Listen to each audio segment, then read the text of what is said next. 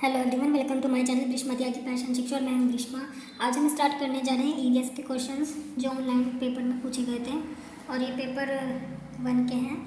तो चलिए आज शुरू करते हैं। इसमें पहला क्वेश्चन है, कक्षा 5 में पाठ किसके जंगल पर चर्चा करने के लिए अध्यापिका ने सूर्यमणि के सच्चे किस्से को सुनाया, जिसमें उसने एक केंद्र तोरांग की स्थापना की थी जो कि दिखता था।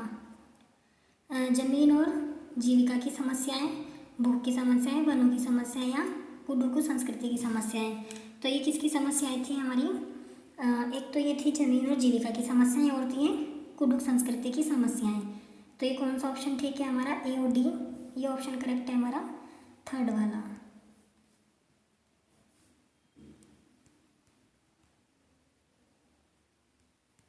ये क्वेश्चन इंग्लिश में भी दिए गए हैं। नेक्स्ट क्वेश्चन है, निम्नलिखित में से किससे सहयोग भावना से कार्य करने का अभिप्राय सीखा जा सकता है? तो किससे सीखा जा सकता है सहयोग की भावना का प्रभाव? परिवार से, खेल और परिवार से, परिवार समाज और खेल से, प्रतियोगिता आयोजित करने से। तो इसमें बेस्ट ऑप्शन कौन सा है? परिवार समाज और खेल से, यह इसका होगा आंसर। नेक्स्ट क्वेश्चन है, निम्नलिखित में से कौन सा सामाजिक कीट नहीं है? चींटियां, दीमक, भृंग या मधुमक्खी? तो चींटियां, दीमक और मधुमक्खी ये तीनों हमारी क्या हैं? समूह में रहने वाली। और जो भृंग है ये हमारा क्या है? ये समूह में नहीं रहता है। तो कौन सा ऑप्शन करेक्ट हो जाएगा इसमें हमारा? भृंग, क्योंकि नहीं पूछा है। नेक्स्ट क्वेश्चन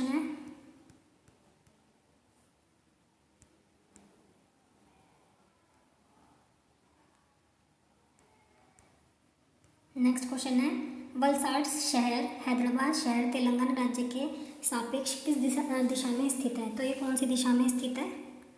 ये स्थित है उत्तर पश्चिम दिशा में। तो कौन सा ऑप्शन करेक्ट होगा इसमें? फोर्थ। ये आप मैप से भी एक बार जाके देख सकते हैं। नेक्स्ट क्वेश्चन है,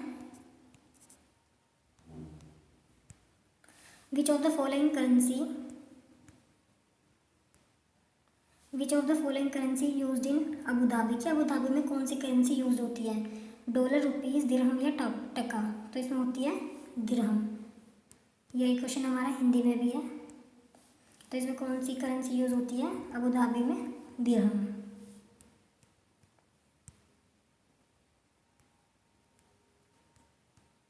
नेक्स्ट क्वेश्चन है,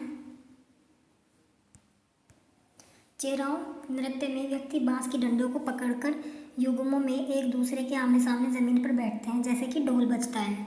बांस को जमीन पर पीटा जाता है। नर्तक बांस की डंडियों के अंदर और बाहर पैर रखते हैं और कूदते हैं और ताल पर नाचते हैं। निम्नलिखित में से कहाँ पर चेराव नृत्य किया जाता है? तो चेराव नृत्य कहाँ किया जाता है? मिजोरम में। कौन सा आंसर करेक्ट होगा इसमें? मिजोरम।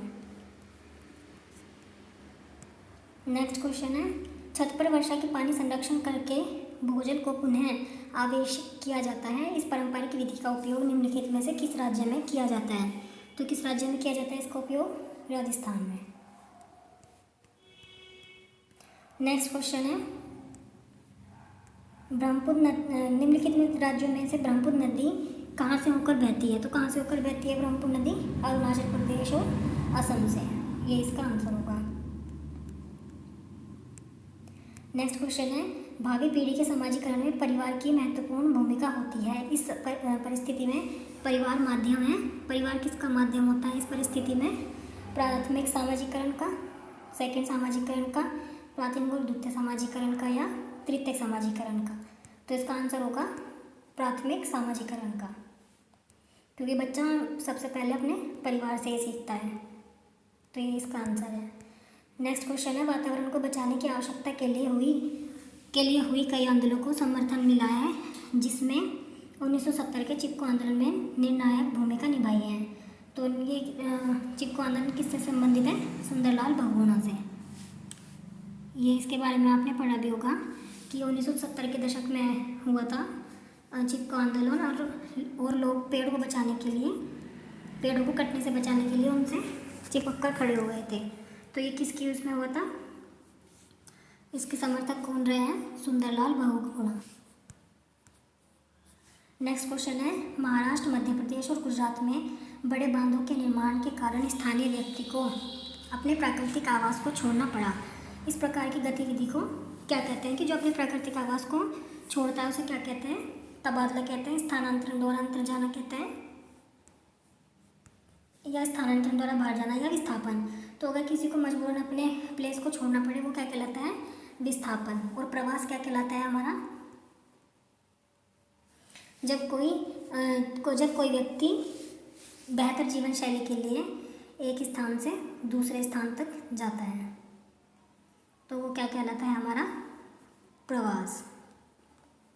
बेहतर जीवन शैली के लिए एक स्थान से दूसरे स्थान पर जब जाता है। और विस्थापन क्या कहलाता है?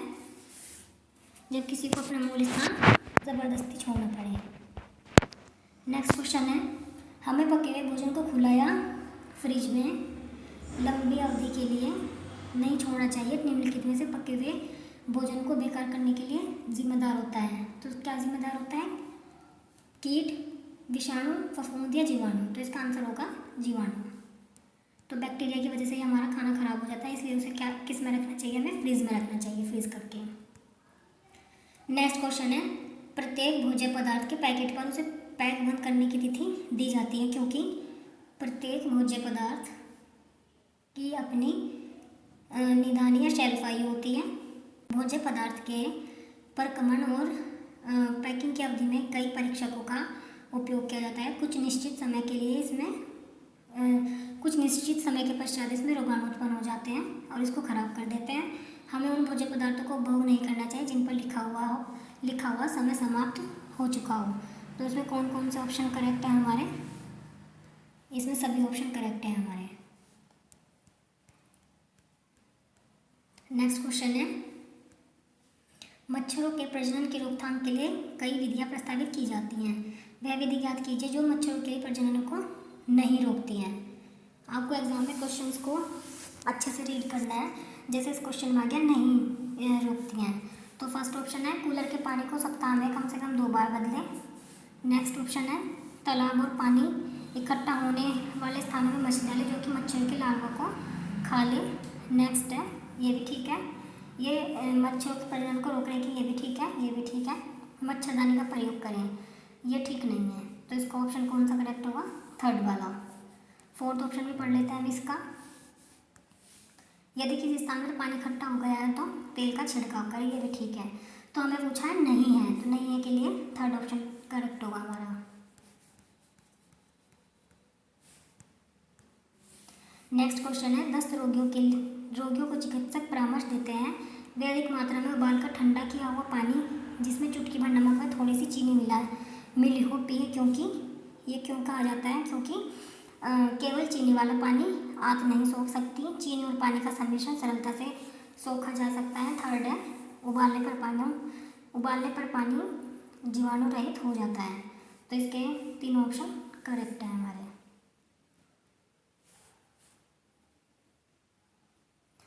अगर आपको मेरी वीडियो अच्छी लगी हो तो लाइक, कमेंट और शेयर करें।